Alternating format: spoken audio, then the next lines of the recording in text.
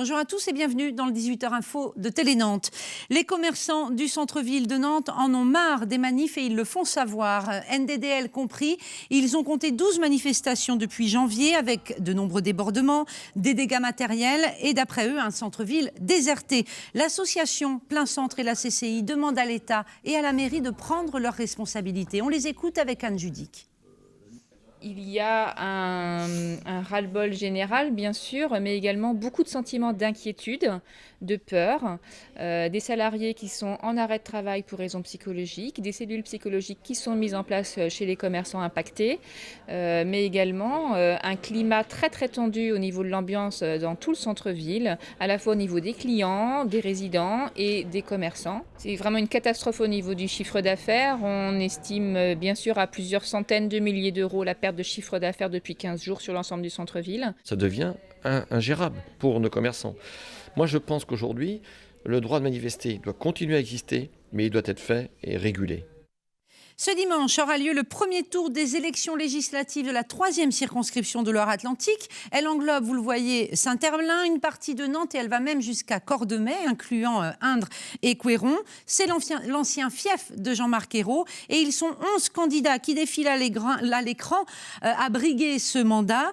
90 000 électeurs sont appelés aux urnes. Les bureaux de vote ouvriront dimanche à 18h. Ils ouvriront à 8h, décidément, et ils fermeront à 20h à Nantes, à 19h à Indre, Couéron et Saint-Herblain et à 18h partout ailleurs.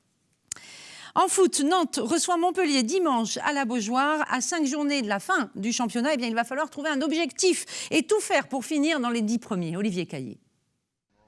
Les sourires sur les visages montrent que l'ambiance n'est peut-être plus aussi tendue dans le vestiaire nantais. Une semaine après un 3e revers consécutif en championnat face à Reims, le FC Nantes, déjà maintenu, accueille Montpellier avec le souhait de se faire pardonner. On est tous conscients de ces dernières semaines de ne pas avoir fait les matchs qu'il fallait, qu'on se devait de faire mieux, surtout à domicile devant notre public. Donc voilà, il reste 3 matchs à domicile, dont 2 consécutifs. Donc à nous de faire ce qu'il faut pour pas gâcher cette saison au moins à domicile. Et tenter de décrocher une place dans la première moitié du classement. Je sens mon groupe qui a envie d'aller le plus haut possible. Après, on a nos limites, on a nos limites tout simplement. Mais mentalement, il faut qu'on démontre autre chose que ce qu'on a montré sur les derniers matchs. La condition pour voir le FC Nantes terminer dans les 10 premiers, ce qui n'est plus arrivé depuis la saison 2003-2004. Coup d'envoi à 14h, il y aura 4 blessés et 2 suspendus pour ce match. L'autre rendez-vous sportif du week-end, c'est bien sûr le marathon de Nantes. Il commencera dès demain à 21h avec les foulées nocturnes de l'éléphant. Dimanche matin, 8h30, départ du premier semi-marathon nantais. Et puis à 9h15, ce sera le départ de l'épreuve reine. Ce sera à la cathédrale. Ce sera le marathon, bien sûr, avec un parcours urbain. Il y a au total sur les 3 épreuves 12 000 coureurs inscrits. Il y a une semaine, le piano du hall de la gare de Nantes était vandalisé. Du soda, plus d'1 litre avait été versé sur le clavier. Eh bien, cet après-midi, il est revenu, le piano, après une semaine de bons soins. Mathias Hubert. C'est un piano presque comme neuf qui a retrouvé ce vendredi le chemin de la gare de Nantes.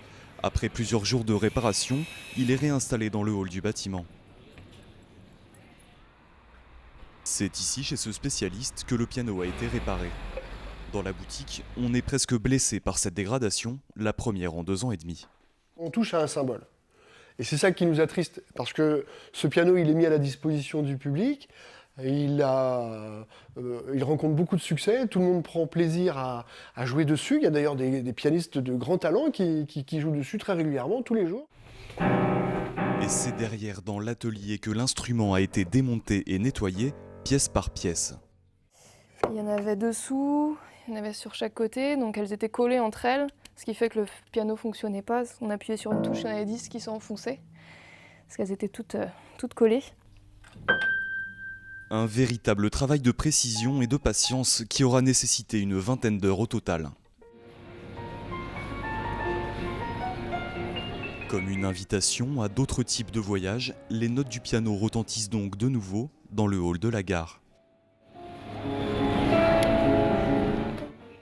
Et puis on termine avec un peu d'autopromo. L'hebdo revient et c'est ce soir à 21h. Je recevrai Hubert Garot, le président de Terrena, qui vient parler d'un livre qu'il vient de publier. Ça s'appelle « Les agriculteurs à la reconquête du monde ».